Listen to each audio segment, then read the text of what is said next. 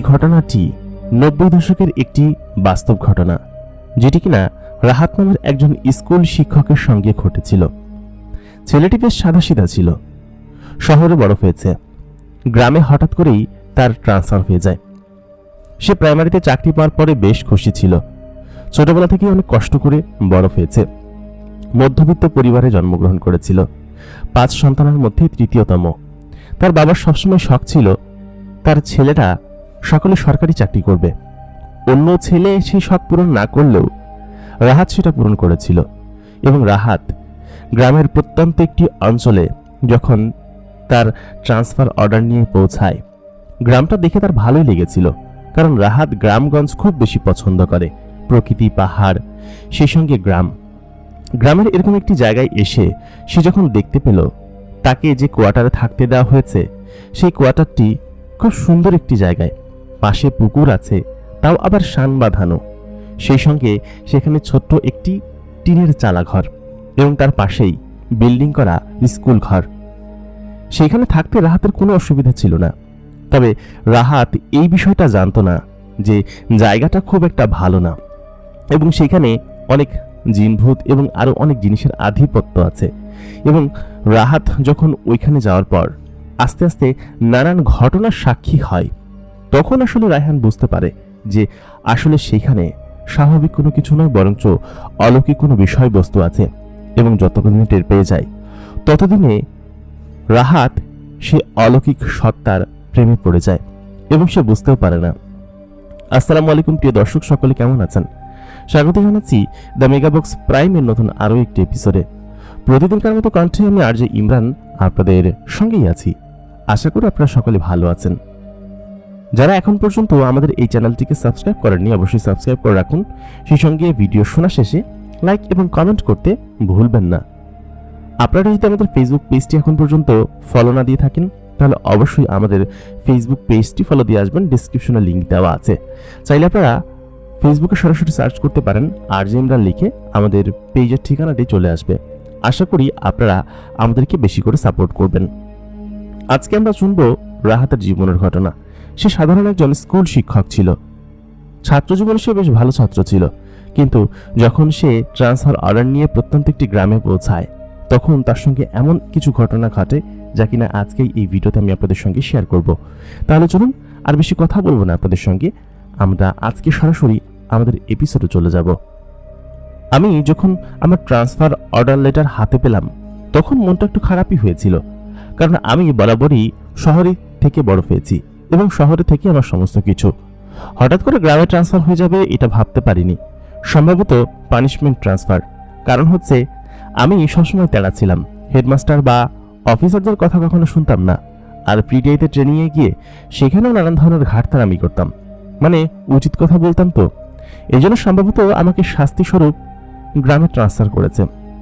দেখে আমার মন খুব অতটা খারাপ হয়নি, কারণ আমি জানি গ্রাম আমার খুব পছন্দ এবং নতুন একটা জায়গায় গিয়ে সেখানে গিয়ে যদি থাকতে পারি তাহলে আরো বেশি ভালো লাগবে, অতটা মন্দ হয় না। তখনকার সময় শিক্ষকদের বেশ দাম ছিল, এখন তো সেরকম নেই। আমি রিটায়ার্ড করেছি কয়েক মাসই হলো, তবে সত্যি কথা বলতে ওই জায়গার ঘটনা আমি কোনোদিন ভুলতে পারবো না। আজকে আমি আপনাদেরকে সেই ঘটনাটাই শোনাবো। আমি সেই সময়টাতে ট্রান্সফার অর্ডার হাতে পেয়ে বাসা থেকে ব্যাগপত্র গুছিয়ে ট্রেনের টিকিট কেটে যে অঞ্চলটাতে আমার ট্রান্সফার হয়েছিল সেই অঞ্চলে পৌঁছাই। সাধারণত ট্রেন খুব দেরি করে যদি যায় তাহলে হয়তো সকাল হয়ে যায়, তবে ওই স্টেশনে আমাকে রাত 3টা বাজে নামিয়ে দিয়েছিল। স্টেশন মাস্টারের সঙ্গে গল্প করতে করতে ভোর হয়ে গিয়েছিল। আমি ভেবেছিলাম যে হেঁটে চলে যাব, তবে রাস্তা অনেক দূরত্বের, এই কারণে আর হেঁটে যাওয়ার সাহস হয়নি। কারণ হচ্ছে এত দূরে হাঁটার অভ্যাস আমার ছিল না। আমি ওই অবস্থায় স্টেশন মাস্টারের সঙ্গে গল্প করতে করতে সকাল হয়ে ফেল। তারপর গাড়ি একটা নিয়ে চলে গেলাম সোজা ওই গ্রামের দিকে, কুমুদিয়া গ্রাম। গ্রামটি বেশ শৈল্পিক আছে। গ্রামটার পরিবেশ, রাস্তাঘাট একটু অনুন্নত হলেও বেশ সুন্দর, কিন্তু তাল গাছ দিয়ে ভরা, খাল, বিল, নদী, নালা সবকিছু দিয়ে পরিপূর্ণ ছিল। আমি যখন আমার ওই স্কুল এরিয়াতে পৌঁছালাম, সেখানে আমার আগে থেকে একজনকে রিসিভ করার কথা ছিল। মানে আমাকে রিসিভ করে সে আমার যে গন্তব্যস্থল আছে বা যে ঘর আছে সেটা আমাকে দেখিয়ে দিবে। এখানকার যে হেডমাস্টার ছিল তার সঙ্গে আমার কথা হয়েছে। তিনি আমাকে এখানে একটা থাকার বন্দোবস্ত করে দিয়েছেন, কারণ আমি বাইরে থেকে আসছি আর এখানে ম্যাক্সিমাম টিচারই এই এলাকার বা আশেপাশের, সেহেতু আমার থাকতে একটু অসুবিধা হবে কিছুদিন। আমি ওনার সঙ্গে দেখা করলাম। উনি আমাকে বললেন, ভাই ভালো করেছেন, এখানে এসে খুব ভালো হয়েছে, জায়গাটা বেশ সুন্দর, স্কুলের আশেপাশের পরিবেশটা খুব সুন্দর, পাশে একটা জমিদার বাড়ি আছে, জমিদার বাড়ির ওইখানে একটা ছোট চালাঘর আছে, ওই চালাঘরেই আপনাকে থাকতে দেওয়া হবে আপাতত, তারপর ভালো কোনো ঘর যদি ভাড়া পাওয়া যায় সেইখানে। তারপর হেডমাস্টার সাহেব বললেন, আমি বলেছিলাম আমার বাসায় গেস্ট হিসাবে থাকতে, আপনি তো রাজি হলেন না। আমি বললাম যে না না, আপনাকে শুধু কষ্ট দিই কেন, আমি একা থাকতেই পছন্দ করি, তাছাড়া যাবো আপনার বাড়িতে দাওয়াত খেতে যাবো অবশ্যই। হেডমাস্টার সাহেব খুব খুশি হলেন, প্রথম দিন ছিল যেহেতু, আর আমাকে ক্লাসে জয়েন করতে বললেন না, বললেন কালকে থেকে বা পরশু থেকে আপনি জয়েন করেন, আপনার যখন ইচ্ছে। আমি তার থেকে বয়স অনেক ছোট ছিলাম, তবুও তিনি আমাকে আপনি করে এবং খুব সম্মান করে সম্বোধন করছিলেন। এখানকার মানুষের আচার ব্যবহার সমস্ত কিছু দেখে আমি বেশ খুশি হয়ে গিয়েছিলাম। আমি গণিতের টিচার ছিলাম, যার কারণে এই অঞ্চলের ছেলেপেলের গণিত শিক্ষা আগের থেকে ভালো হতে চলেছে, সেটা হেডমাস্টার সাহেবের আমার প্রতি ভরসা ছিল। কারণ আমি যখন ছাত্র ছিলাম তখন আমি ওনাকে চিনি এবং উনি আমাকে চেনে, সব মিলিয়ে ভালো একটা ইউনিভার্সিটি থেকে পড়ে এসেছি, চারটেখানি কথা নাকি। তারপর আমাকে উনি সেই ঘর দেখিয়ে দিলেন, ঘরের মধ্যে গেলাম, বিশ্রাম করলাম, যেহেতু সারা রাত ট্রেন জার্নি করে এসেছি, তো ওইখানে বসে বিশ্রাম করলাম। কখন যে ঘুমিয়ে পড়লাম জানি না, দুপুর ঘুম ভাঙলো। ওইখানকার যে ক্লার্ক ছিল সে আমার জন্য খাবার নিয়ে আসলো, আনার পর বললেন, স্যার খেয়ে নেন, হেডমাস্টার সাহেবের বাড়ি থেকে খাবার পাঠিয়েছে আর বলেছেন যে এখান থেকেই খাবার আসবে। বললাম, না না না না, উনি এরকমটা কেন করবেন, এমনটা করার কোনো দরকার নেই, তার থেকে আচ্ছা আমি ওনার সাথে কথা বলে নিব, তুমি এখন যাও। তারপর খাবারটা খেয়ে নিলাম, সত্যি খাবারটা বেশ সুস্বাদু ছিল। হেডমাস্টার সাহেবের বাড়ি এই গ্রামেই এবং উনি অনেক বছর ধরে এখানে হেডমাস্টারি করছেন। এই অবস্থায় আমি দুপুরবেলা খাওয়া দাওয়া করে গোসল টোসল সেরে ওখানে পুকুরেই গোসল করলাম, খুব শীতল পানি, ভালোই লাগছিল, ঠান্ডা ঠান্ডা ওয়েদার। বিকেলবেলা বের হলাম হাঁটতে, আশেপাশে কয়েকজন অপরিচিত লোক দেখে জিজ্ঞেস করলো যে কি ব্যাপার, আপনি কোত্থেকে এসেছেন। আমি বললাম সমস্ত কিছু। ওনারা আমাকে দেখে বেশ খুশি হলেন, কারণ ম্যাথমেটিক্সের টিচার এখানে অত ভালো নেই, আমি এসেছি এখন তার ছেলেপুলেদের ম্যাথমেটিক্স ভালো শিক্ষা দিব, এটা ভেবেই সকলে আসলে খুব খুশি হয়ে গেলেন। বিকালবেলা হেডমাস্টার সাহেবের সঙ্গে তেমাথায় দেখা হয়ে গেল। আমি তেনাকে বললাম, আপনাকে এরকম অহেতুক কষ্ট করতে হবে না স্যার, আপনি এক কাজ করুন, আমার জন্য একটা কাজের লোক ঠিক করে দিন, সেটাই বরঞ্চ ভালো হবে, ভালো কাজ করতে পারে এমন কেউ আছে। তিনি বললেন, হ্যাঁ আছে, আমাদের দক্ষিণ পাড়ার এক লোক আছে, উনি বেশ ভালো রান্না করে, শুনেছি আমাদের বাজারের হোটেলে রান্না করে, যদি আপনাকে রান্না করে দিয়ে আসে তাহলে বিষয়টা মন্দ হবে না, আমি ঠিক কথা বলে দেখব। মাঝখানে দেখতে দেখতে 2 দিন সময় কেটে গেল। এই 2 দিন আমি খুব আনন্দের সময় কাটিয়েছি, বেশ ভালোভাবেই। তবে দ্বিতীয় দিন রাত্রেবেলা আমার সঙ্গে এক অদ্ভুত ঘটনা ঘটে। আমার যে ঘরটায় ঘুমাতাম সেই ঘরের জানলার কোনো গ্রিল ছিল না, শুধু জানালাই ছিল, দরজার কপাট খুললে সম্পূর্ণটা ফাঁকা। রাত্রেবেলা চোর এসে আমাকে তুলে নিয়ে গেলেও আমি টের পাবো না। অবশ্য এখানে এরকম কোনো উপদ্রব নেই, আমি জানালা খুলেই ঘুমাই। পাশাপাশি ওই সময়টাতে গরমকাল ছিল, এখানে কোনো পাখাও ছিল না, মানে ফ্যান ছিল না, বিদ্যুৎ সংযোগ তখন পর্যন্ত এখানে দেওয়া হয়নি, আর দেওয়া হলেও এখানে বিদ্যুৎ ওরকমভাবে থাকতো না, আমি পাখা বাড়িয়েই ঘুমাতাম। যাই হোক, ওই রাত্রেবেলা আমি ঘুমিয়ে পড়লাম। তো রাত বেশ তীব্র ছিল, গভীর রাত। আচমকা আমার চোখ খুলে যায়। চোখ খুলে হঠাৎ করে আমি দেখি যে আমি যে টেবিলের ওপরে পড়াশোনা করি বা আমার বইপত্র সমস্ত কিছু রাখা, সেই টেবিলের ওপর একটি সাদা ধবধবে বিড়াল বসে আছে। এইখানে বিড়াল, আশেপাশে তো কোনো বাড়িঘর দৌড় নেই, বিড়াল কোত্থেকে আসবে, সেই কথা চিন্তা করে আমি ওইটাকে অদেখা করে এই পাশ করে শুয়ে পড়লাম। তবে বিড়ালটা যতক্ষণ ওইখানে ছিল, ঘরের মধ্যে একটা তীব্র সুঘ্রাণে ভরে গেল, এত পরিমাণ তীব্র সুঘ্রাণ। আমি উঠে বসে বললাম, কি রে, তুই এখানে কি করছিস, তোর নাম কি, এদিকে দেখি। আমি যখন খাট থেকে উঠলাম, উঠা মাত্রই বিড়ালটা লাফ দিয়ে জানালা দিয়ে বেরিয়ে গেল, বেরিয়ে গিয়ে সোজা দৌড়াতে শুরু করলো, এবং তারপর আমি আর বিড়ালটাকে দেখতে পাইনি। এত এক মুহূর্তের ভিতরে বিড়ালটা কোথায় চলে গেল। যাই হোক, ওদিনকে আমি জিনিসটাকে অগ্রাহ্য করলাম এবং দ্বিতীয় দিন ক্লাস শেষ করে এসে দুপুরের পর আমি ঘুমিয়ে পড়েছিলাম। সন্ধ্যার পরে খুব একটা ঘুম আসছিল না, কেমন কেমন যেন লাগছিল। আমার রান্না খাওয়ার লোকের জন্য একজন লোক ব্যবস্থা করা হয়েছে, তিনি এসে দুপুরবেলা রান্না করে দিয়ে যান। ওই খাবার পরের দিন সকাল পর্যন্ত খাই। সকালবেলা বেশিরভাগ সময় নাস্তা খাওয়া হয়, ওই যে শহরের অভ্যাস। যাই হোক, উনি আমাকে ওই দিনকে দুপুরবেলা রান্না করে দিয়ে চলে গেলেন। খাবার খেতে ইচ্ছে করছিল না। সন্ধ্যার পরপর আমি আমার ডায়েরি এবং উপন্যাস নিয়ে বসলাম। আমি একটা উপন্যাস লেখার কাজ করছি। তো যেখানে বসে বসে লিখতে লিখতে কখন যে টেবিলের উপর ঘুমিয়ে পড়েছি আমার জানি না, আমার খেয়ালও ছিল না। আমি আচমকা রাত তখন কয়েকটা বাজে আমার খেয়াল নেই, আমি উঠে বসে পড়লাম। বসার পর দেখি আমার যে হারিকেন ছিল, হারিকেনটা নিভে গিয়েছে। সম্ভবত তেল শেষ হয়ে গিয়েছে এই জন্য। আমি উঠলাম, উঠে দেখলাম কি যে সেই সাদা ধবধবে বিড়ালটা আমার টেবিলের ঠিক এক কোনায় বসে আছে, আমি অন্য প্রান্তে। তার গা থেকে একটা অদ্ভুত রকমের সুঘ্রাণ আসছে, এত পরিমাণ তীব্র সুঘ্রাণ যে সেই সুঘ্রাণের ঘ্রাণে আমি যেন মাতোয়ারা হয়ে যাচ্ছিলাম। আমি তখন বিড়ালটাকে ছুতে গেলাম। বিড়ালটা আচমকা লাফ দিয়ে নিচে নেমে গেল এবং সত্যি কথা, আমি এত দ্রুত কাউকে গায়েব হয়ে যেতে দেখিনি কখনো। বিড়ালটা নামা মাত্র সেখান থেকে গায়েব হয়ে গেল, তাকে আমি আর দেখতে পেলাম না। এবং বিড়ালটা বেরিয়ে যাওয়ার পরে সেখানে এক তীব্র সুঘ্রাণে ভরে গেল। রাত্রেবেলা আমি খাবার খাইনি, খাবারটা হালকা গরম করতে হবে। গতকালকেই কেরোসিনের স্টোভ এবং কেরোসিনের চুলা কিনে নিয়ে এসেছি, এইটা দিয়েই করতে হবে সমস্ত কিছু। আমি হারিকেনটা জ্বালাতে গেলাম, আশ্চর্য হয়ে গেলাম, কারণ হারিকেনের ভেতরে তখনও পুরো পূর্ণ অর্ধেক তেল রয়েছে। এটা অটোমেটিক্যালি বন্ধ হয়ে যাওয়ার তো কোনো কথা না, হারিকেনটা কমানোও নেই, অটোমেটিক্যালি বন্ধ হয়ে গিয়েছে। কিন্তু কিভাবে? বাতাস? না, বাতাস তো হয়নি। আমি খানিকটা অবাক হয়ে হারিকেনটা জ্বালালাম। জ্বালানোর পর গ্যাসের স্টোভটা মানে তেলের কেরোসিনের স্টোভটা জ্বালিয়ে খাবারটা গরম করলাম। গরম করে খাবারটা খেয়ে নিলাম। খাওয়ার পর একটা লম্বা ঘুম দিলাম। যাই প্রথম কয়েকদিন আমার সঙ্গে এরকম কিছু ঘটনা ঘটলো। একটি বিড়ালকে সবসময় আমি আমার টেবিলের উপর বসে থাকতে দেখতাম এবং ও আমার দিকে এক ধ্যানে তাকিয়ে থাকতো। বিড়ালটার চোখটা একদম নীল বর্ণের এবং এই জাতীয় বিড়াল এর আগে আমি কখনো দেখিনি, বেশ অদ্ভুত রকমের। আমি এরকমভাবে গ্রামের কয়েকদিন সময় কাটালাম। সবাই আমাকে এক অন্য নামে চেনা শুরু করলো, কারণ আমি সব ছাত্রদেরকে পিটাতাম। আমাকে রাহু স্যার বলা শুরু করলো। ওই যে রাহুর দশা আছে না, ছাত্রদের কপালে রাহুর দশা হতে শুরু করলো। ছাত্ররা আমাকে দেখে সত্যি ভয় পেত, কারণ ম্যাথমেটিক্স না পারলে আমার কাছে কোনো ক্ষমা নেই। আমি সত্যি বেদম পেটাতাম। তো এটা দেখে এলাকার মুরব্বী এবং সকলে আমার প্রতি বেশ খুশি ছিলেন। সকলে আমার কাছে ছেলেমেয়েদের টিউশনি দেওয়ার জন্য উঠে পড়ে লাগলেন। আমি বললাম, ওরা তো স্কুলেই ভালো শিখছে, তাহলে টিউশনি করার কি দরকার? ওরা তখন বললেন যে না না, আপনার কাছে টিউশনি পড়তেই হবে, তা না হলে ওরা ভালো করবে না। বুঝতে পেরেছি, আমাদের এলাকার ছেলেপেলে অঙ্কে বেশ দুর্বল। আমি আর না করলাম না। নতুন জায়গা, একটু টাকা পয়সা খরচের ব্যাপার আছে। তাছাড়া এই ঘর ছেড়ে একটা ভালো ঘর ভাড়াও নিতে হবে। ঘরটা খুব একটা ভালো না, মানে একটু পুরাতন এবং ভেঙে পড়ার মতো অবস্থা। তো ভেবেছিলাম যে 1-2 মাস পরে জিনিসটা হয়তো চেঞ্জ করে নিব। তো এখানে থাকতে থাকতে কেমন যেন একটা ভালো অভ্যাস হয়ে যাচ্ছিল।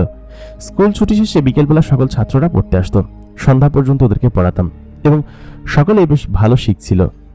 4-5 দিন কেটে যাওয়ার পরে আমাকে এলাকার মোড়ল মশাই বললেন তার ছেলেকে পড়ানোর জন্য। তার ছেলেও এবার ক্লাস 9-এ পড়ে আমাদের স্কুলেই। তো ওইখানে তাকে যদি পড়াই তাহলে তিনি বেশ ভালো একটা টাকা দিবেন, আর সন্ধ্যার পরে গেলে উনি হয়তো সব থেকে ভালো হবে সন্ধ্যার পরে পড়াশোনার পরে। তাই বললাম, জি আচ্ছা ঠিক আছে মোড়ল মশাই, আমি সেটা করে দিব, সমস্যা নেই, আপনি যেহেতু বলেছেন। এবং উনি বেশ ভালো একটা টাকাও আমাকে অফার করেছিলেন। শুধু এখানে না যাওয়ার কোনো উপায় আমি দেখি না। যাই হোক, এরকম করে আমার এখানে প্রায় ততদিনে 15 দিন সময় পার হয়ে গিয়েছে। এই 15 দিনে বেশ কিছু জিনিস আমি লক্ষ্য করেছি। প্রায় দিন রাত্রেবেলা আমার ঘরে একটা তীব্র ঘ্রাণে ভরে যায়, বিড়ালটা না আসলেও ঘ্রাণে ভরে যায়। এটা কেন আমি বুঝতে পারতাম না, বা কিসের জন্য এমনটা হয় তাও আমার মাথাতে ক্যাচ করতো না। যাই হোক, ওই অবস্থায় আমি এরকমভাবে ওই মোড়লের ছেলেকে পড়াতে লাগলাম। পাশাপাশি আমার কাছে ব্যাচ পড়তো 2-3টা ব্যাচ। তো সব ব্যাচ মিলিয়ে আমার মোটামুটি বেশ ভালোই রোজগার হতো। এখানে সময়টা বেশ ভালোই যাচ্ছিল। সব মিলিয়ে বলতে গেলে আমার এখানে আসাটা সার্থক হয়েছে এবং আমার যে পানিশমেন্ট ট্রান্সফার সেটাও সার্থক হয়েছে, এটা আমি বিশ্বাস করি। যাই হোক, সব মিলিয়ে আমার সময়খানে ভালো কাটছিল। কিন্তু সেই একটা রাত যেখানে প্রথমবার আমি সেই মেয়েটিকে দেখতে পাই। ওইদিনকে রাত্রেবেলা মোড়ল মশাইয়ের বাড়িতে একটা দাওয়াত ছিল। কাজ শেষ করে দাওয়াত খেয়ে পান চিবিয়ে ফিরতে ফিরতে বেশ খানিকটা দেরি হয়ে গেল, প্রায় রাত 11টা। তিনি তো আমাকে ছাড়বেনই না, বললেন যে আমাদের দোতলার দক্ষিণ ঘরের কামরাটা খালি করে দিচ্ছি, আপনারা এখানে শুয়ে থাকুন, সকালবেলা চলে যান, এখান থেকে তো অনেকটা দূরে। আমি বললাম, না মোড়ল মশাই, কালকে ক্লাস আছে, তাছাড়া বাড়িতে গিয়ে কিছু খাতা দেখতে হবে, সব মিলিয়ে দেরি হয়ে যাবে। উনি আমাকে আর আটকালেন না। আমি পান চিবোতে চিবোতে মোড়ল মশাইয়ের সেই দ্বিতল বাড়ি থেকে বেরিয়ে সোজা বাড়ির দিকে হাঁটতে শুরু করলাম। হাঁটতে হাঁটতে গ্রামের অর্ধেক পথে চলে এসেছি। পাশে একটা খাল, তার পাশেই একটা কাঁচা রাস্তা, এই পাশে সম্পূর্ণ ফসলের মাঠ, আর সামনে একটা বিরান ভিটা। ওই অন্ধকারচ্ছন্ন বাঁশ ঝাড়ের ভিটার কাছে আসার সঙ্গে সঙ্গেই আমার পা থেমে গেল, কারণ আমার কাছে কেন যেন মনে হচ্ছিল কেউ আমাকে পেছন থেকে ফলো করছে, এবং তার উচ্চতা প্রায় 6 ফুটের কাছাকাছি এরকমটাই মনে হচ্ছিল। এবং পেছন থেকে একটা খুব সুঘ্রাণ আমার নাকে ভেসে আসছিল বাতাসে। বাঁশের ঝাড় ঝরঝর করছিল। ওই মুহূর্তে যখন বাঁশের ঝাড়ের কাছে আসলাম, পাতার শব্দ মরমর করছিল, মনে হচ্ছিল পেছন দিয়ে কেউ হেঁটে আসছে আমার সঙ্গে সঙ্গেই। আমি পেছনে তাকিয়ে সাহস করে বললাম, কে কে ওখানে? কেউ কোনো কথার উত্তর দিল না। আমার সঙ্গে একটা টর্চ লাইট ছিল, টর্চ লাইটটা মারলাম, কিন্তু কাউকে দেখতে পেলাম না। আবার হাঁটতে শুরু করলাম। খানিকটা দূরে যেতেই আবার সেই অদ্ভুত জিনিসটা খুব কাছে এগিয়ে আসলো। তারপর আমি যখন টর্চ লাইটটা মারলাম, আমি দেখলাম আমার পেছনে অনেক সুন্দরী একটি মেয়ে দাঁড়িয়ে আছে। মেয়েটির চোখ একদম নীল বর্ণের, ঠিক যেন ওই বিড়ালটার চোখের মতো। পাশাপাশি তার পরনে খুব সুন্দর একটা জামা, এবং এত সুন্দরভাবে সে তাকিয়ে আছে আমার দিকে, মানে মনে হচ্ছিল যে আসমান থেকে পরী জমিনে নেমে এসেছে। আমি মেয়েটাকে বললাম, আপনি এত রাতে এখানে কি করছেন? মেয়েটা আমাকে বলল যে আমি পথ ভুল করে ফেলেছি, আসলে আমি ওই পাড়ায় যাব। এই পাড়া থেকে এসে আমার আসলে রাত্রেবেলা একা একা যেতে ভয় করছিল, আপনি কি আমাকে একটু এগিয়ে দিবেন? আমি বললাম, হ্যাঁ আসুন, তাতে কোনো সমস্যা নেই, কিন্তু আপনি এরকমভাবে ভূতের মতো আগাবেন ভাবতে পারিনি, আপনি আসুন। মেয়েটি এসে আমার বরাবর হাঁটতে শুরু করলো। মেয়েটি ঠিক আমার পরিমাণ উচ্চতা, লম্বা। আমি ভেবেছিলাম 6 ফুটের মতো লম্বা হবে, তবে 5 ইঞ্চি তো হবেই। মেয়েটি আমার পাশে হাঁটছে, তার গায়ে খুব পরিচিত একটা ঘ্রাণ এবং খুব সুন্দর জামা পরেছে। আমি বললাম, আপনি বুঝি এই এলাকার খুব বড়লোক ঘরের মেয়ে? আপনার জামা কাপড়, গয়নাগাটি এবং পোশাক আশাক দেখে বোঝা যাচ্ছে। মেয়েটি বলল, না, আমরা এগুলো পড়তে পছন্দ করি, আমরা এগুলো শৌখিন বলতে পারেন। আমি বললাম যে আমি আপনাদের স্কুলের শিক্ষক, এখানে শিক্ষকতা করি, এই যে হাই স্কুল আছে না, হাই স্কুলের শিক্ষক। মেয়েটি বললেন, ও আচ্ছা, বুঝতে পেরেছি, তারপর নাম কি? মেয়েটি একটু আর চোখে তাকিয়ে বলল, আমার নাম রুকসানা। আমি বললাম, আপনি কোথায় থাকেন? মেয়েটি বলল, এই তো এদিকেই আমার বাড়ি, আজকে যাই তাহলে। মেয়েটি বেশ অদ্ভুতভাবে জঙ্গলের রাস্তায় নেমে গেলেন, মানে ভিটা এবং গাছপালার রাস্তায়। আমি বললাম, এদিক দিয়ে যাবেন? মেয়েটি বলে, এদিক দিয়ে শর্টকাট হয়, আমি চলে যেতে পারবো, আপনি যান। মেয়েটি একটু হাঁটতেই জঙ্গলের মধ্যে মিলিয়ে গেল। টর্চ লাইট মেরে আশেপাশে কোথাও দেখতে পেলাম না। অদ্ভুত আচরণ করেছে আমার সঙ্গে, আমার নামটা পর্যন্ত জিজ্ঞেস করলো না। যাই হোক, যা ইচ্ছে করুক গিয়ে। আমি রাতে বাসায় চলে আসলাম। বাসায় এসে লম্বা একটা টানা ঘুম দিলাম। ফজরের ঠিক আগ মুহূর্তে, মানে 1 ঘন্টা আগে, আচমকা আমার চোখ খুলে গেল, এবং চোখ খুলে আমি দেখতে পেলাম যে আমার ঘরে টেবিলের পাশে চেয়ারের উপর কেউ বসে আছে, এবং তার পরনে ঠিক একই রকমের সাদা কাপড়, এবং তার শরীর থেকে ঠিক একই রকমের ঘ্রাণ আসছে। আমি বুঝতে পারলাম না জিনিসটা কি, এবং আমি লাফ দিয়ে উঠে বললাম, কে ওখানে? কোনো উত্তর দিল না। তারপর আমি যখন চোখ কষলে আবার সেখানে তাকালাম, দেখলাম সেখানে নেই। ঘ্রাণটা আস্তে আস্তে মিলিয়ে যেতে লাগলো। এদিক ওদিকে তাকিয়ে কাউকে দেখতেও পেলাম না। তারপর উঠে অজু করে নামাজ পড়তে চলে গেলাম। আমার কাছে আর ঘুম আসবে না জানি, তার চেয়ে বরঞ্চ মসজিদে গিয়ে তাহাজ্জুদের নামাজ পড়ি, তারপর ফজরের নামাজ পড়ব। এই সমস্ত কথা মিলিয়ে আমি মসজিদে গিয়ে বসেছিলাম। যাই হোক, এরকম করে আমার দিন এরকম কাটছিল আর কি, আর রান্নাবান্নার কোনো সমস্যা হচ্ছিল না। এর মাঝখানে কয়েকটা দিন আমার সঙ্গে কিছু অলৌকিক ঘটনা ঘটে। ঘটনাগুলোর প্রাথমিক দিকগুলো ছিল হচ্ছে গিয়ে, আমার যে রান্নার লোক, তিনি 2 দিন ধরে আসছিলেন না। আমি হোটেলে খেয়ে বেড়াচ্ছিলাম। 3 দিন সন্ধ্যাবেলা আমি মোড়ল মাসের বাড়ি থেকে টিউশনি শেষ করে বাড়িতে ফিরলাম। ফেরার পর আমি দেখি আমার ঘরের টেবিলের ওপর সারি সারি 3 থেকে 4টা বাটি সাজানো। বাটিগুলো বেশ অদ্ভুত রকমের ডিজাইন করা, এবং দেখে মনে হচ্ছিল বাটিগুলো কোনো স্বাভাবিক টিনের বাটি নয়, কাচের বাটির মতো। আমি হাত দিয়ে দেখলাম যে সত্যি কড়ির প্লেটের মতো, এবং তার মধ্যে গরম গরম খাবার রাখা। আমি মনে মনে ভাবলাম হয়তো খাবারগুলো হেডমাস্টার সাহেবের বাড়ি থেকে এসেছে। হেডমাস্টার সাহেবও না কি যে করেন। আমি ওই মুহূর্তে তখন হেডমাস্টার সাহেবকে মনে মনে ধন্যবাদ দিলাম, আর সুস্বাদু খাবারগুলো খেয়ে নিলাম। পোলাও, কোরমা, রেজালা, নানান ধরনের খাবার সেখানে ছিল। খাবার খাওয়া শেষে আমি খুব তৃপ্তির ঢেকুর তুলে বিছানায় শুতে গেলাম। বিছানায় শোয়ার কিছুক্ষণের মধ্যেই ঘরে একটা তীব্র সুঘ্রাণে ভরে গেল, এবং তখন আমার কানে একটা গরম বাতাস বয়ে গেল, এবং সেই সঙ্গে তীব্র একটা ঘ্রাণ আমার পাশ দিয়ে বয়ে গেল। আমি বুঝে উঠতে পারছিলাম না আসলে কি হচ্ছে এটা। আমি তখন দরজা জানলা সমস্ত কিছু বন্ধ করে তারপর শুয়ে পড়লাম। ঘুমও তাড়াতাড়ি এসে গেল।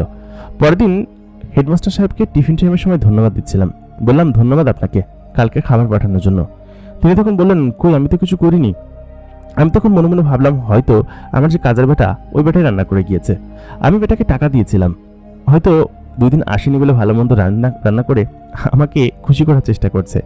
যে ওই অবস্থায় আমি খাবারগুলো খেয়েছিলাম রাত্রেবেলা, এবং পরের দিন দুপুরবেলা ক্লাস শেষ করে বাড়িতে ফিরে আমি দেখে অবাক। আমি দেখি ঠিকই আমার টেবিলের ওপর আবার ভালো ভালো খাবার রাখা, যে খাবারগুলো আমি হয়তো আমার যে কাজের লোক আছে রান্না করার, তাকে রান্না করতে বলিনি, সে নিজে থেকেই রান্না করেছে, নাকি কোত্থেকে নিয়ে এসেছে আমি জানি না। ওকে দেখা হলে আমি জিজ্ঞেস করবো ভাবলাম। বেশ কিছু খাবার ছিল, আগের খাবারগুলো আমি সবই খেয়ে ফেলেছিলাম, রাত্রে এবং সকালে খেয়েছি। ওইদিনকে দুপুরবেলা খাবারগুলো খেয়ে আবার টিউশনের জন্য ছেলে পেলে আসছিল, ওদেরকে পড়ালাম। তারপর সন্ধ্যার দিকে চলে গেলাম সেখানে পড়াতে, এবং রাতে ফিরে আমি খেয়াল করলাম যে দুপুরবেলা যে খাবার ছিল সেই খাবারগুলো নেই ঘরের মধ্যে, এবং রিপ্লেস করে অন্য খাবার রাখা। এগুলো দেখে তো আমি অবাক হয়ে যাচ্ছিলাম। আমি ভাবতে লাগলাম এই কাজগুলো কি করছে। আমি ওই লোকটাকে খুঁজবো, কালকে খুঁজবো, ক্লাস শেষ করে দেখবো যে লোকটার কাছে যা টাকা দিয়েছি তা কি 1 মাসে শেষ করে ফেলবে নাকি। ওনাকে তো আমি সম্পূর্ণ মাসের টাকা দিয়েছি, যা যা রান্না করছে এত টাকা খরচ করলে তো আমি মাস চালাতে পারবো না। আমার ভীষণ রাগ হয়ে গেল। ওই দিন রাতে খাওয়া দাওয়া শেষ করে ঘুমিয়ে পড়লাম। পরের দিন সকালবেলা ওই লোকটি রান্না করার জন্য আসলেন। পরের দিন শুক্রবার ছিল। আমি দেখলাম ওর সাথে করে মুরগি নিয়ে এসেছে একটা, এনে রান্না বান্না করতে বসেছে। আমি বললাম যে ভাই রফিক, তুমি যে এত পরিমাণ ভালো মন্দ রান্না করছো, তোমাকে এগুলো রান্না করতে কে বলেছে? পরপর 3 দিন তুমি এইসব জিনিস রান্না করেছো। রফিক তখন বললেন যে কই ভাই, আমি তো আসিনি 3 দিন, আমি অসুস্থ ছিলাম, শরীর প্রচন্ড পরিমাণ খারাপ ছিল। একথা শোনার পর তখন আমি বললাম মানে তাহলে 3 দিন আমাকে খাবার কে দিয়ে গিয়েছে? রফিক তখন বলল, দেখেন হেডমাস্টার সাহেবের বাড়ি থেকে এসেছে কিনা, শরীর এখনো দুর্বল, তবুও এসেছে, আপনি না খেয়ে থাকবেন সেই জন্য। ওকে আমি আর কিছু বললাম না। আমি বাইরে এসে চেয়ার পেতে বসলাম।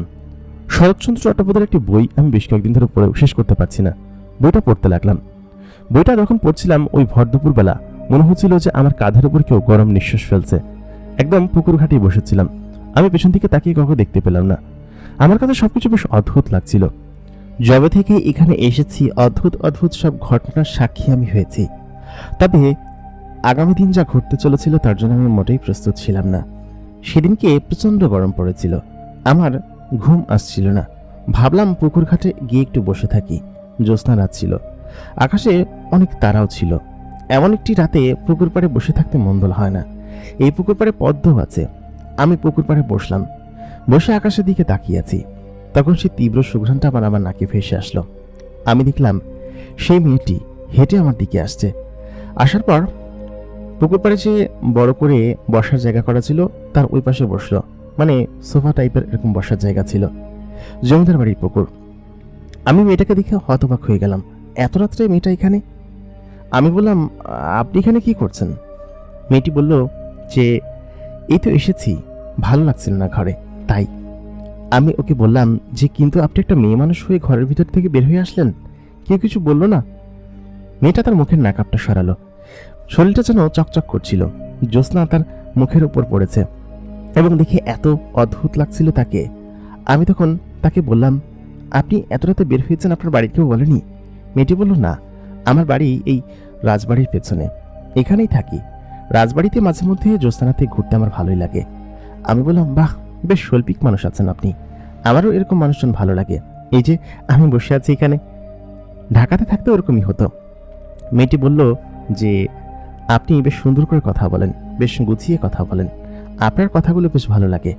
একটু আগে এখানে বসে কবিতা আওড়াচ্ছিলেন, ওইটা শুনতেও বেশ ভালো লেগেছে। আপনি কি কবি?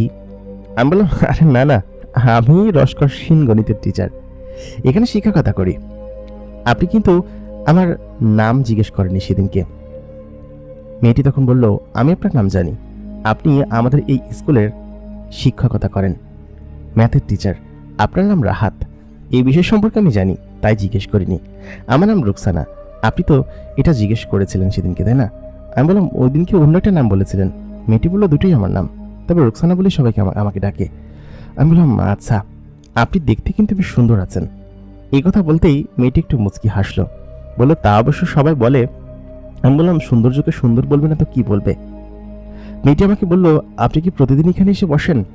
আমি বললাম, না, আজকে প্রচন্ড গরম, বাসায় ঘুম আসছিল না, সন্ধ্যার পর অনেকখানি ঘুমিয়েছি, এই জন্য ঘুম আসছে না, তাই ভাবলাম এখানে বসে জ্যোৎস্না দেখি আর কবিতা আওড়াই।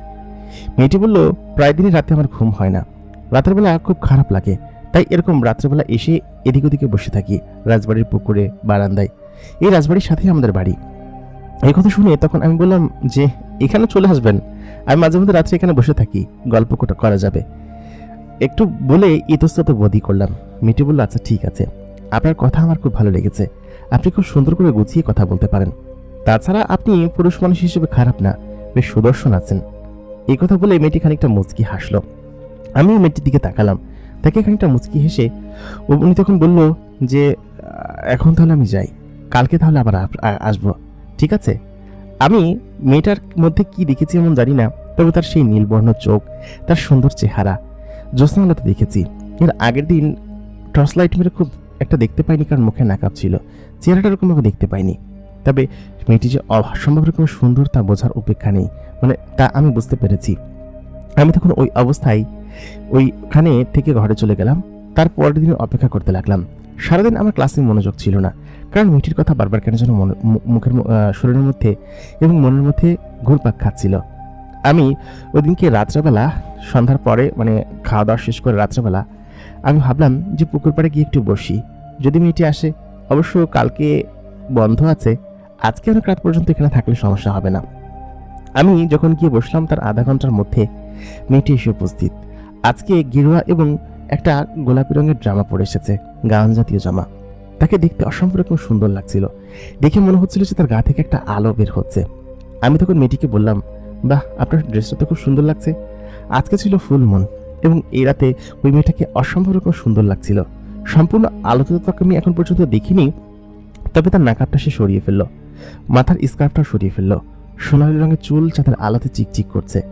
আমি তখন বললাম, আপনার চুলগুলো বেশ লম্বা আছে, লম্বা চুলের মেয়েদেরকে আমার খুব পছন্দের। মেয়েটা আমাকে বলল, কি বললেন? আমি বললাম, না কিছু না। মেয়েটি আমার দিকে মিষ্টি এগিয়ে দিল। মিষ্টির স্বাদটা বেশ অদ্ভুত ছিল, এই রকমের স্বাদের মিষ্টি এর আগেও আমি খেয়েছি, ওই যে ওইদিনকে ঘরে খেয়েছি, কিন্তু আমি ওই দিনকার খাবারের রহস্যটা বুঝতে পারলাম না। আমি মেয়েটিকে ঘটনাটা শেয়ার করলাম, বললাম যে এরকম আমি আসলে বুঝতে পারছি না, এরকম খাবারটা কে দিল আমাকে। মেয়েটি বলল, দেখুন, হয়তো আপনাকে কেউ পছন্দ করে, সেই আপনার জন্য রান্না করে রেখে গিয়েছে। আমি বললাম, না এরকম কি হবে, আর তাছাড়া এখানে খাবার দিয়ে যাবে, আমার আসলে ওইসব নিয়ে চিন্তা করতে ইচ্ছে করছে না। আমি প্রতিদিনকার ঘটনাগুলো এই মেয়েটার সঙ্গে শেয়ার করতাম। মেয়েটি খুব মুচকি হাসতো। পাশাপাশি আমি আমার শৈশবের কথা, তারপর আজকে স্কুলে কি হয়েছে সেই সমস্ত কথা প্রতিদিন ওর সঙ্গে শেয়ার করতাম, এবং প্রত্যেক দিন মেয়েটার সঙ্গে প্রায় ঘন্টাখানিক করে পুকুর ঘাটে বসা হতো এবং তার সঙ্গে গল্পগুজব করা হতো। সে খুব হাসি মুখে আমার সঙ্গে কথা বলতো। শুরুতে কয়েকদিন সে আমার অপোজিটে বসে আমার সঙ্গে কথা বলেছে, কিন্তু এর পরের কয়েকদিন হঠাৎ করে সে এসে অপোজিটের ওই চেয়ারটাতে না বসে আমি যে পাশটায় বসেছি সেখানে এসে বসলো এবং আমার কাছাকাছি এবং মুখোমুখি। আমি যখন তাকে ওইখান থেকে দূর থেকে দেখলাম, আমি ভাবতে পারিনি যে আমার কাছে এসে বসবে। সেই সময় অন্ধকার রাত ছিল, ওরকম জ্যোৎস্না ছিল না, তবুও আশেপাশে আলো ছিল। তার সঙ্গে গল্পগুজব করতে, কথা বলতে আমার বেশ ভালো লাগছিল। এবং সত্যি আমি জানি না কিসের জন্য মেয়েটার পায়ে একটা নুপুর পড়া ছিল, সেই নুপুরের শব্দ শুনলেই আমার বুকের ভেতরে ঝিনঝিন করে উঠত। এবং এটা কিসের জন্য জানি না, অল্প কয়েকদিনের মধ্যে আমাদের মধ্যে বেশ ভালো বন্ধুত্ব হয়ে উঠল। এবং আমি কখনো এটা ভেরিফাই করতে চাইনি যে মেয়েটার বাড়ি আসলেই ওই পাশে। মেয়েটা এখানে প্রত্যেক দিন আমার সঙ্গে দেখা করতে আসে। তার পরিবারের লোকজন হয়তো বিষয়টা জানে না। আমাকে ও বলেছে যে রাত্রেবেলা বের হলে আমি পেছনে দরজা দিয়ে আসি, তাছাড়া আমার রাত্রেবেলা ঘর থেকে বের হয়ে আশেপাশে ঘুরতে মন্দ লাগে না, ছোটবেলা থেকে এগুলো করে আসছি। আমি মেয়েটার সঙ্গে বেশ ভালো বন্ধুত্বপূর্ণ ঘনিষ্ঠ সম্পর্ক হয়ে উঠেছিল, যে সম্পর্ক আসলে এক অন্যরকমভাবে মন নিতে চলেছিল। আমার কাছে সত্যি খুব ভালো লাগছিল। ও আমার সঙ্গে গল্প করতো, আমার সম্পর্কে জিজ্ঞেস করতো, আর আমি কিছু একটা বললে ও খিলখিল করে শুধুমাত্র হাসতো। বিশেষ করে আমার কবিতা এবং গানের খুব ফ্যান ছিল। আমি অত ভালো গান গাইতে পারতাম না, তবে মোটামুটি একটা ভালো গান আমার কণ্ঠ দিয়ে বের হতো। সেটা শুনে ও এক প্রকার অন্যরকম মায়ার জগতে হারিয়ে যেত। রুকসানার সঙ্গে আমার মোটামুটি ভালো সম্পর্ক ছিল, তাতে করে ওর প্রতি যে আমি প্রেমে পড়ে গিয়েছি বা এই জাতীয় কোনো কিছু ছিল তা আমি বুঝতে পারলাম। এবং সত্যি কথা বলতে সেই অনুভূতির তীব্রতা কিছুদিন পরে যখন আমি ছুটিতে ঢাকায় ফিরে আসলাম তখন বুঝতে পারলাম। শেষ যেদিন রুকসানার সঙ্গে আমার দেখা, মানে ওই ছুটির আগে, তখন আমি রুকসানাকে বললাম, রুকসানা, আসলে আমার ছুটি হয়েছে তো ঢাকায় যেতে হবে, কয়েকদিনের ছুটি, ঈদের পরপরই চলে আসবো। তুমি কিছু মনে করো না, আমি কি তোমার একটা জিনিস নিয়ে যেতে পারি? রুকসানা তখন বলল, নিয়ে যেতে পারো। তুমি আমার এই হাতের আংটিটা নিয়ে যাও, এটা আমার কথা তোমাকে মনে করিয়ে দিবে। আর যদি সুযোগ হয় তাহলে তাড়াতাড়ি চলে এসো, তোমার জন্য আমি অপেক্ষা করব। ওকে যে আমি ভালোবেসে ফেলেছি তা আমি ওইখান থেকে ঢাকায় ফিরে আসার পরে বুঝতে পারলাম। ছুটিতে যখন আসলাম, আমার আব্বা মধ্যবিত্ত পরিবারের এবং আমার আব্বা খুব ছোট একটা কোম্পানি চাকরি করতেন, তাই দিয়েই আমরা ঢাকা শহরে ভাড়া থাকি এবং এখানে এরকম। যাই হোক, আমরা 3 ভাই বড় হয়েছি, মানুষের মতো মানুষ হয়েছি, এটাই আবার সার্থকতা। কোরবানির ঈদে আমরা কোরবানি দিলাম এবং সত্যি কথা বলতে ওই ঈদটাই আমার সব থেকে বেশি মিস যদি আমি কাউকে করি সেটা হচ্ছে আমি রুকসানাকে করেছিলাম। কারণ রুকসানাকে ওইখানে একা রেখে এসে আমার এখানে একা একা কেন যেন মন বসছিল না।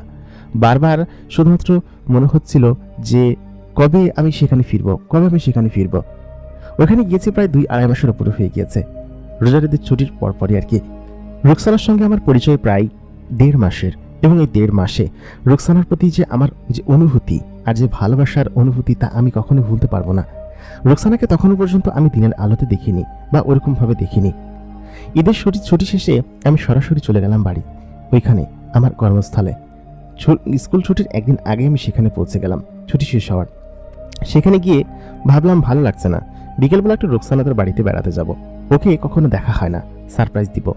রুকসানার জন্য শহর থেকে একটা শাড়ি কিনে নিয়ে এসেছিলাম, পাশাপাশি আর বেশ কিছু জিনিস যা কিনা ওর পছন্দ হয়তো হবে। আমি ওদিনকে রাজবাড়ির পাশে ওই বাড়িতে যাওয়ার জন্য গেলাম, কিন্তু আমি অনেককে জিজ্ঞেস করলাম যে এখানে এরকম একটা বাড়ি আছে, এরকম একটা মেয়ে থাকে রুকসানা, ওর বাবার নাম এরকম। তো তারা বললো কি যে কই না তো, এখানে এরকম কোনো মেয়ে থাকে না। আর রাজবাড়ির আশেপাশে 1 কিলোমিটারের মধ্যে কোনো বাড়ি নেই, এখানে তো শুধুমাত্র ঝুট জঙ্গল আর বন জঙ্গল, এখানে বাড়ি আসবে কোত্থেকে? নিশ্চয়ই আপনার কোনো ভুল হচ্ছে স্যার। আমি বললাম না, ভুল হওয়ার তো কোনো কথাই নেই। তখন আমি বুঝতে পারলাম না যে আসলে কি হচ্ছে। রুকসানা কি তাহলে আমাকে মিথ্যা কথা বলেছে? এমনটা তো হতে পারে না, রুকসানাকে তো আমি খুব ভরসা করি, বিশ্বাস করি। তারপর আমি ওদিনকে ঘরে চলে আসলাম। আমি জানি যে আজকে রাত্রে রুকসানা আসবে, হয়তো টের পেয়েছে যে আমি এখানে এসেছি। কিভাবে টের পাই জানি না, এর আগে 2 দিন ছিলাম না, 2 দিন পরে হঠাৎ এসেছিলাম, ও সঙ্গে সঙ্গে টের পেয়েছিল। আমি ওদিনকে রাত্রেবেলা 10টা-11টার দিকে পুকুর ঘাটে গিয়ে বসে আছি। বসে আমি গান গাইছিলাম, গান গাইতে আমার বেশ ভালো লাগে। সেদিনকেও জ্যোৎস্না রাত ছিল। আমি রুকসানা আসার সঙ্গে সঙ্গে টের পেয়ে গেলাম। বললাম, রুকসানা তুমি? সে বলল যে আমি আসলেই তুমি কিভাবে টের পেয়ে যাও বলো তো? আমি তখন বললাম, তোমার গায়ের ঘ্রাণে এবং গন্ধে, এই ঘ্রাণটা আমাকে তোমার সঙ্গে পরিচয় করিয়ে দেয়। তোমাকে খুব বেশি মিস করেছি। রুকসানা আমার পাশে বসলো। বসার পর আমি রুকসানাকে আমার যে জিনিসগুলো নিয়ে এসেছিলাম সেই জিনিসগুলো দিলাম। আমি নিজে থেকে এনেই বসেছিলাম যে ও আসবে। তারপর নিজের হাতে ওকে আমি চুড়ি পরিয়ে দিলাম আর শাড়িটাও দিলাম। তারপর আমি ওকে বললাম যে এই জিনিসগুলো তোমার জন্য, আমি খুব যত্ন করে কিনে নিয়ে এসেছি, তুমি পরো, ঠিক আছে? রুকসানা বলল, আচ্ছা ঠিক আছে, পরবো, জিনিসগুলো আমার কাছে দাও। ও নিয়ে রাখলো। আমি তখন বললাম, আচ্ছা রুকসানা, তুমি কি আমাকে মিথ্যা কথা বলেছ? রুকসানার চোখে মুখে তখন হকচকানো একটা ভাব। ও আমাকে বলল, কিসের মিথ্যা কথা? বুঝতে পারছি না। ও তখন এই কথা বলতে আমি বললাম যে দেখো, মিথ্যা কথা বলো না। তুমি যে বাড়ির কথা বলেছিলে ওইখানে কোনো বাড়ি নেই। তুমি সত্যি করে বলো, তুমি আমাকে কেন মিথ্যা কথা বলেছ? তোমার বাড়িটা কোথায়? আমি যদি তোমার বাড়িতে যাই সেই জন্য তুমি এটা বলেছো, তাই না? রুকসানা আমাকে বলল, হ্যাঁ, আসলে আমার আব্বাজান তিনি আসলে বেশ খানিকটা রাগী আর কি। তুমি যদি হঠাৎ করে চলে যেতে উনি অনেক কিছু ভেবে বসতো, এই জন্য হয়তো আমি তোমাকে এই কথা বলেছি। আমি বললাম, আচ্ছা ঠিক আছে, তোমার বাড়িতে আমি যাব না। তবে সত্যি কথা বলতে তোমাকে ছাড়া এই কয়েকদিন আমি যেন নিঃশ্বাস নিতে পারছিলাম না, আমার কাছে কেমন দমবন্ধ লাগছিল। রুকসানা বলল, আমারও ঠিক তেমনই ভাব হয়েছিল। জানি না এটা কিসের অনুভূতি, তবে সত্যি কথা বলতে আমার খুব ভালো লেগেছিল যখন তুমি আমার পাশে ছিলে, আর যখন চলে গেছো তখন আমার কাছে খুব খারাপ লেগেছিল। আমি তখন রুকসানাকে বললাম, রুকসানা চলো ঘরে চলো, এখানে বসে আর কতক্ষণ, আমার ঘরে চলো, হারিকেন আলোতে তোমাকে আমি দেখবো, তোমাকে তো আমি পুরোপুরিভাবে দেখিনি। ওই মুহূর্তে রুকসানা তখন বলল, দেখবে?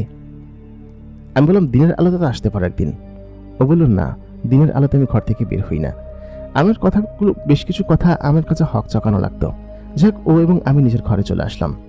ঘরে আসার পর আমি ঘরের ভিতরে বসেছিলাম এবং ও চেয়ারের ওপর বসলো। আমি হারিকেনের আলোটা বাড়িয়ে দিলাম। রুকসানা তার মুখের নাকাবটা সরালো। সত্যি কথা, আমি এত সুন্দর মেয়ে আমি আমার জীবনে কোনোদিন দেখিনি। কেউ এত সুন্দর হতে পারে তা আমার বিশ্বাসে কোনোদিন ছিল না। আমি রুকসানাকে দেখে পাগল হয়ে যাচ্ছিলাম। তখন যেন ওর প্রতি আমার ভালোবাসার তীব্রতা আরো বেশি বেড়ে গেল। আমি তখন ওকে বলতে লাগলাম যে, রুকসানা, তুমি এত সুন্দর, এত মায়াবী, তোমার দিকে তাকিয়ে আমার চোখ যেন কপালে উঠে যাচ্ছে। রুকসানা তখন বলল যে, হেয়ালি করছো তাই না? আমি এত সুন্দরও না। আমি বললাম, তুমি আমার কল্পনার থেকেও সুন্দর। সত্যি কথা বলতে তোমাকে দেখে আমার খুব ভালো লেগেছে, এবং এই ভালোবাসার অনুভূতি আমি তোমাকে কিভাবে বোঝাই। আমি তোমাকে ভালোবেসে ফেলেছি রুকসানা। এই কথা বলতেই বাইরে থেকে আমাদের সহকারী শিক্ষক, মানে বাংলা শিক্ষক আসাদুজ্জামান স্যারের কণ্ঠ ভেসে আসলো। বলল যে, স্যার কি চলে এসেছেন নাকি? আমি বললাম, হ্যাঁ, আরে আসাদ স্যার। আমি দৌড়ে বাইরে গেলাম। বাইরে গিয়ে আমি বুঝতে পারছিলাম যে আসাদ স্যার হয়তো ঘরে আসতে চাইবেন, ওনাকে ঘরে আসতে দেওয়া যাবে না। আমি বললাম যে, কি ব্যাপার আসাদ স্যার? আসাদ স্যার তখন বললেন, কার সঙ্গে কথা বলছিলেন? আমি বললাম, এই তো কার সঙ্গেই না, আপনি কবিতা ওড়াচ্ছিলাম। তিনি তখন বললেন, আপনার ঘর থেকে তো খুব সুন্দর ঘ্রাণ আসছে, কি সেন্ট নিয়ে এসেছেন নাকি? আমি বললাম যে না। আসাদ স্যার তখন বললেন, আমি শিওর আপনি কার সঙ্গে কথা বলছিলেন, এটা আমি শিওর, আমি শুনেছি। আমি বললাম, আরে না, কার সঙ্গে কথা বলবো? আসাদ স্যার তখন সঙ্গে সঙ্গেই ধাক্কা দিয়ে আমাকে ঘরের ভিতরে ঢুকে গেলেন। বললেন, একটা মেয়ে কণ্ঠ শুনতে পেলাম। আমি বললাম, কোথায় মেয়ে কণ্ঠ? ঘরের ভিতর ঢুকে আমি তো পুরো ভয় পেয়ে গিয়েছি, কারণ ও যদি রুকসানাকে দেখতে পায় পুরো এলাকা ছড়াবে। লোকটি একটু বাচাল টাইপের, পেটে কথা রাখতে পারে না। ঘরের ভিতর ঢুকে আমি অবাক হয়ে গেলাম। দেখলাম ঘরের মধ্যে কেউ নেই, যেখানে রুকসানা বসেছিল সেখানে কেউ নেই। সঙ্গে ওকে যে গিফটের ব্যাগটা দিয়েছিলাম সে ব্যাগটাও নেই। তাহলে কি রুকসানা জানালা দিয়ে বেরিয়ে গেল? কিন্তু এখান দিয়ে ওর ওরকমভাবে যাওয়াটা কোনোভাবে অসম্ভব, কোনোভাবে সে যেতে পারবে না। কিভাবে বের হলো? কারণ আমি জানালায় কিছুদিন আগেই এখানে গ্রিল লাগিয়েছি, মানে কাঠের গ্রিল লাগিয়েছি। এখান দিয়ে এত ছোট দিয়ে ও কিভাবে বের হয়ে যাবে? আমি আশেপাশে ওকে খুঁজতে লাগলাম। ও আমাকে আস্তে আস্তে তখন বলছিল, কি ব্যাপার, কি খুঁজছেন? আমি বললাম যে, না না, আমি বললাম না কবিতা ওড়াচ্ছিলাম। আসাদ স্যার বললেন, হ্যাঁ ঠিক আছে, বেশ ভালো, ভাবছিলাম যে যার পথে আপনার সঙ্গে দেখা করে যাই। আমাকে বললো যে আপনি এসেছেন, কামাল বলেছে। আমি বললাম, আচ্ছা আচ্ছা ঠিক আছে, তাহলে বসুন, চা করে দিই। বললো, না থাক, ব্যাচেলার মানুষের বাসায় আর খাবো না, কালকে স্কুলে দেখা হচ্ছে, তাহলে থাকেন তাহলে। তখন আসাদুজ্জামান স্যার ওইখান থেকে চলে গেলেন। আমি ঘরের ভিতরে এসে রোকসানাকে খুঁজতে লাগলাম। আশেপাশে খোঁজাখুঁজি করলাম, পুরো ঘরের ভিতরে খোঁজাখুঁজি করলাম, কোথাও ওকে পেলাম না। ওই রাতে আমি তখন শুয়ে পড়লাম, বুঝতে পারছিলাম না রোকসানা কি আসলে ঘরের ভিতরে আছে নাকি বেরিয়ে গিয়েছে। কিন্তু বের হলো কখন, কিভাবে? অর্ধেক রাত তখন, আমার ঘরের দরজা জানালা সবই বন্ধ। হঠাৎ করে আমি টেবিলের কাছে একটা ছায়াকে দাঁড়িয়ে থাকতে দেখলাম। আমি বললাম, কে? তখন রোকসানা বলল, আমি। আমি উঠে বললাম, তুমি এখানে কি করছো, আর তুমি হঠাৎ করে তখন গায়েব হয়ে গেলে কিভাবে? রোকসানা তখন বলল যে, আসলে তোমার ওই স্যারকে দেখে আমি ভয় পেয়েছিলাম, এই জন্য বাড়ির পেছনে লুকিয়ে পড়েছিলাম। তারপর একটু বাড়ি থেকে ঘুরে এসেছি। আসলে তোমাকে ছাড়া ভালো লাগছে না, তুমি আমাকে যে প্রশ্নটা করেছো তার উত্তর না দেওয়া পর্যন্ত। আমি বললাম যে, হ্যাঁ সত্যি তো করেছি, আমি তোমাকে ভালোবেসে ফেলেছি রুকসানা। রুকসানা তখন আমাকে শক্ত করে এসে জড়িয়ে ধরে বলল, এই কথাটা বলতে তোমার এতদিন সময় লাগলো? সত্যি আমি আশা করিনি যে তুমি এতদিন এই কথাটা আমার কাছে লুকিয়ে রাখবে। আমি যে তোমাকে কতখানি ভালোবাসি তা হয়তো তুমি জানো না। ওই মুহূর্তে তখন রুকসানা এবং আমার প্রেমের কাহিনী শুরু হলো। আমরা একে অন্যকে প্রচন্ড পরিমাণ ভালোবাসতাম, এবং এই ভালোবাসার অনুভূতি এক অন্যরকম অনুভূতি, যা আসলে বলে বোঝানো সম্ভব না। আমাদের প্রেমের সম্পর্ক বেশ ভালোই চলছিল। আমি ভাবতে পারিনি যে আমি একটা জিনের সঙ্গে প্রেম করছি। ও আমার জন্য অলৌকিক অলৌকিক সব কাজ করতে এবং কাণ্ড ঘটাতো। বেশিরভাগ সময় রাত্রেবেলা যখন দরজা জানলা বন্ধ থাকতো তখন ও ঘরের ভিতরে আসতো, এবং আমি দেখতাম যে ঘরের বাইরে থেকে দরজা খুলেও ঘরের ভিতরে ঢুকেছে। এটা দেখে আমার কাছে বেশ অবাক লাগতো। আমি সত্যি বুঝতে পারতাম না। ওকে কয়েক দফা জিজ্ঞেসও করেছি, তবে ওই বিষয়ে কোনো উত্তর ও আমাকে দেয়নি। আমার কাছে এই অনুভূতিগুলোই সময়টা বেশ ভালো কাটছিল। ততদিনে আমাদের প্রেমের প্রায় 7-8 মাস সময় কেটে গিয়েছে, এবং তখন পর্যন্ত আমি বুঝতে পারিনি যে আমি একটা পরী বা জিনের সঙ্গে প্রেম করছি। ও প্রতিদিন রাত্রেবেলা আসতো, আমরা পুকুর পাড়ে বসে গল্প করতাম। আমি ওর কোলে মাথা রেখে তারপর গল্প করতাম, আর ও আমাকে সবসময় আমার মাথায় হাত বুলিয়ে দিত। আমার জন্য নানান ধরনের নতুন নতুন ফল, মিষ্টি, তারপর অদ্ভুত অদ্ভুত সব জিনিস উপহার স্বরূপ নিয়ে আসতো। আমার ঘরে ওর দেওয়া নানান ধরনের পোশাকে ভরে গিয়েছিল, যেই পোশাকগুলো আসলে খুব দামি এবং খুব মোলায়েম ছিল। স্কুলে যখন ওইগুলো পড়ে যেতাম মানুষজন বলতো এগুলো কোত্থেকে কিনেছি। সবাই একটা আলাদা দাম দিত। আমার মধ্যে একটা অন্যরকম কি ভর করেছিল জানি না, অন্য মানুষের সঙ্গে খারাপ আচরণ করতাম আর কেমন যেন একটা অন্যরকম হয়ে গিয়েছিলাম। একা একা থাকতে পছন্দ করতাম। আমি এটা জানতাম বা বুঝতাম না যে আমি একটা পরীর চাঙ্গুলে আছি এবং সে আমাকে সমস্ত কিছু তার দ্বারা নিয়ন্ত্রণ করে রেখেছে। সময় এভাবে যেতে থাকলো। হঠাৎ করেই একদিন আমি মসজিদে জুম্মার বারে নামাজ পড়তে গিয়েছিলাম। তো সেদিনকে হচ্ছে ওই মসজিদে জামাতের লোকজন এসেছিল, যারা কিনা এখানে জামাত করতো বিভিন্ন মসজিদে। তো নামাজ শেষে তালিমের জন্য আমাকে বসতে বলল। তো তার সঙ্গে আমি বেশ বাজে একটা আচরণ করলাম। সে আমাকে এক প্রকার জোরই করেছিল। তো ওই অবস্থায় ওইখানকার যে মূল তালিমের মুরব্বী, উনি সম্ভবত অনেক বড় আলেম, তো উনি তখন মসজিদে ঢুকলো।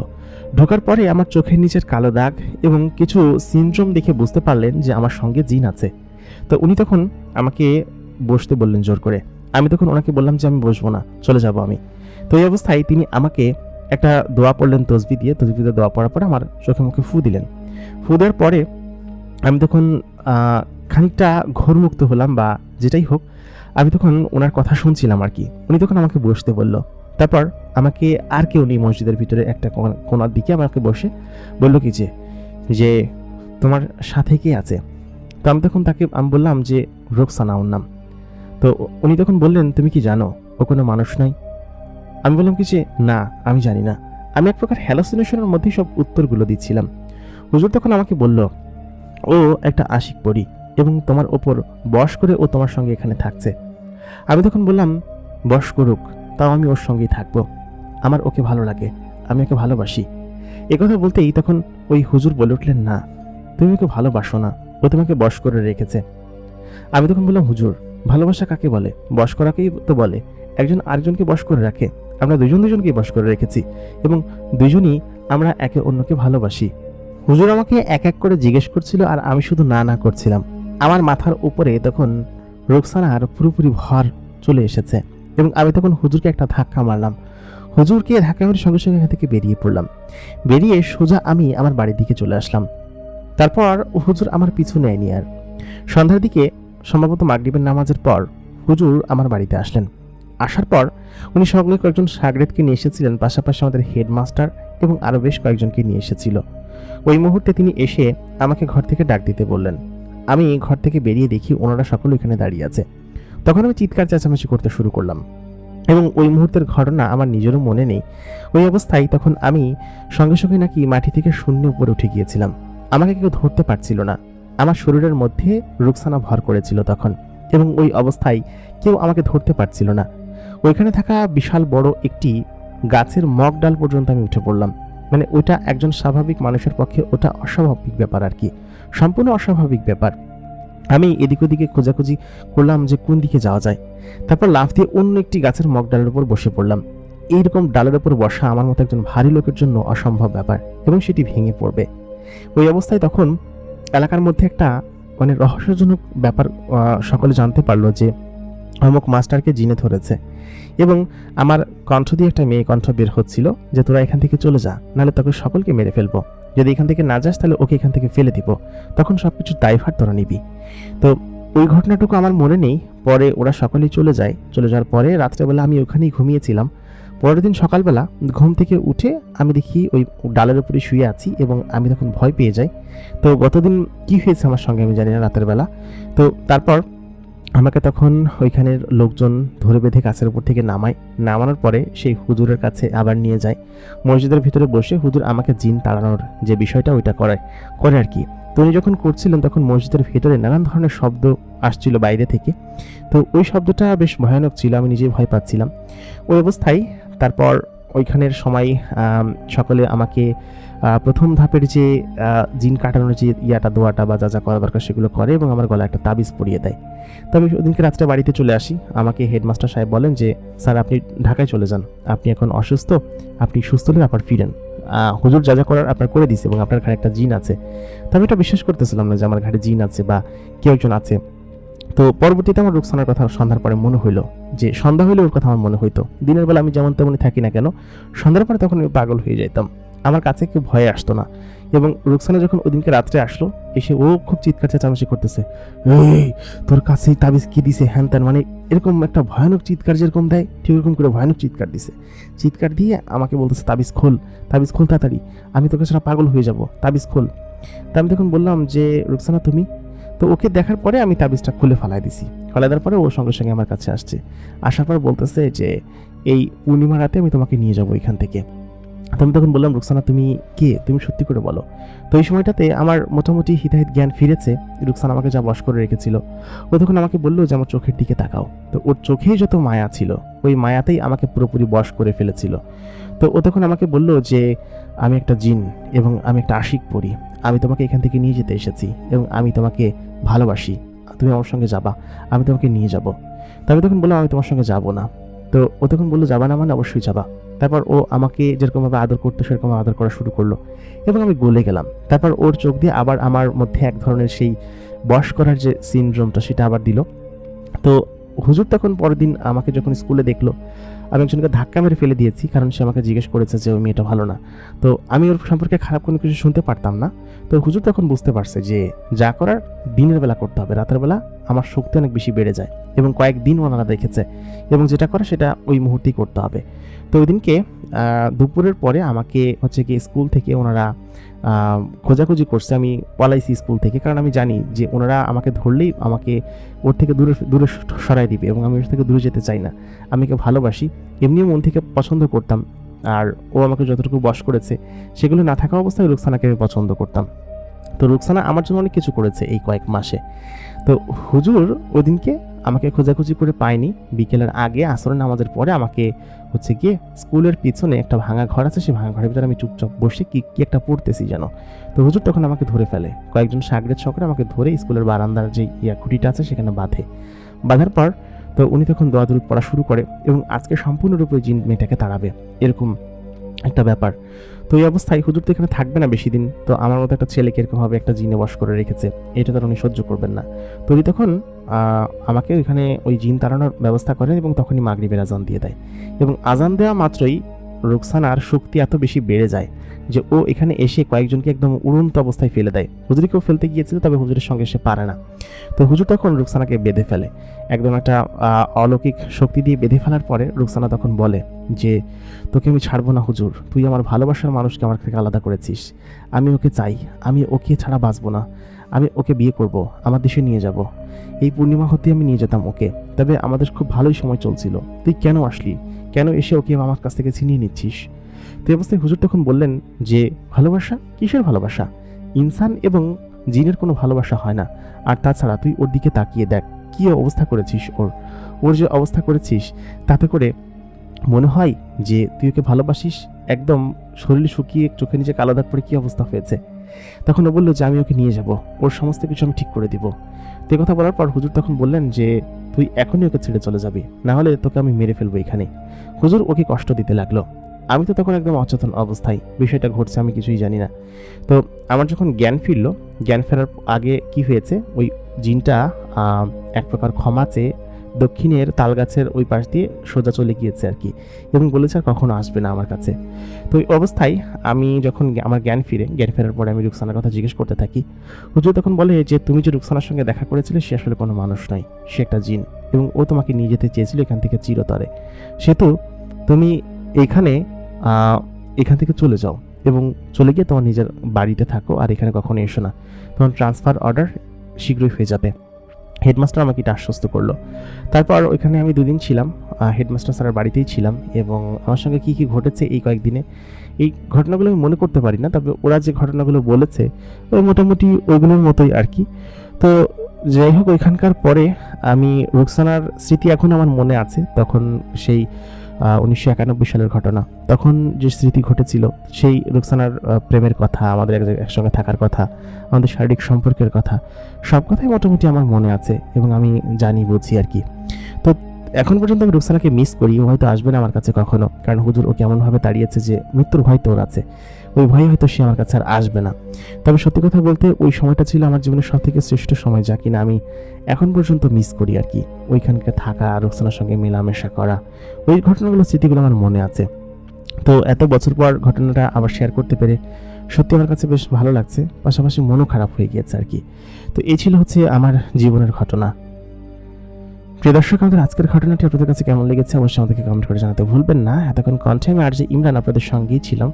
আশা করি আমাদের ঘটনাটি আপনাদের কাছে ভালো লেগেছে। ভালো লাগলে অবশ্যই আমাদেরকে বেশি বেশি করে সাপোর্ট করবেন।